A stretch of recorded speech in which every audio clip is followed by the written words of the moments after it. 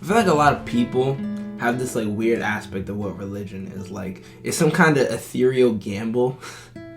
Yeah, some kind of ethereal gamble that, like, if you pick the wrong religion out of the how many there are, you're just gonna suffer eternal damnation. Which, I mean, I don't know.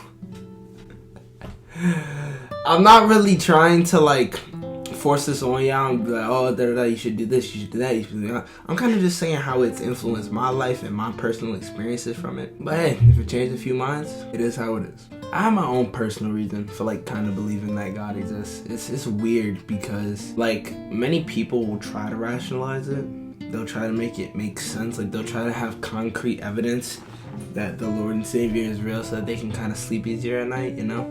But no matter how hard I look, there's no real undeniable evidence if he is or isn't real. That's what I've always kind of seen in my life, right? One of them I came up with was that just like, you ever just be looking at the earth and be like, wow, like, what are the chances that there's a planet that can sustain life because we take our breaths, we build economies, we have creatures, animals, all of that. Like that stuff, it can't happen from chance. Like, it doesn't make sense. Like we already disproved the evolution theory that made humans. That can't be true. Things happen for a reason. And you know the Bible said God created the earth, and I just have to take the word for it because that's how it is, you know? There's no amount of social whatever or scientific theory that could make more sense than just saying, okay, this was in God's hands, that was his will. It's not really coincidence. It's like almost every time. I feel like I have a close relationship to God in that regard. You feel me? It's kind of that thing when like once I kind of fully gave in, it felt like I was being heard more. Like it felt nice because it just lightens your spirit, lightens your soul. But say that's not enough for you, right?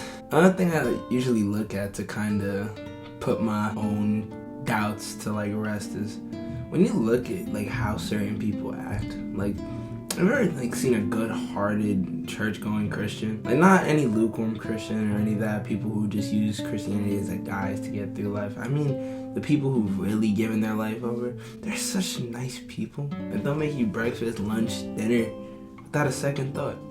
They're the kind of people to hold the door for you even when you're like a block away. Those are really nice people.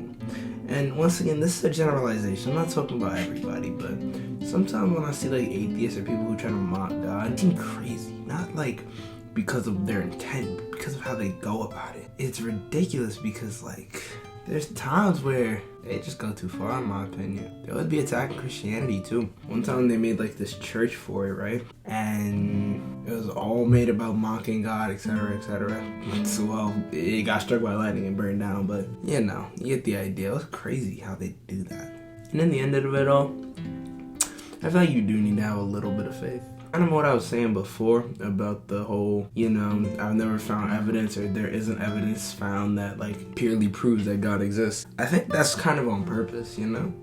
Like call it a theory, but I feel like it's on purpose so that we have to put a little faith in. Because otherwise, if we all knew God was real, we'd all become Christians and then the point of the Bible would be redundant. You have to give your life to God, but he makes it your choice. I know what I made my choice. You do your thing. Have a good day.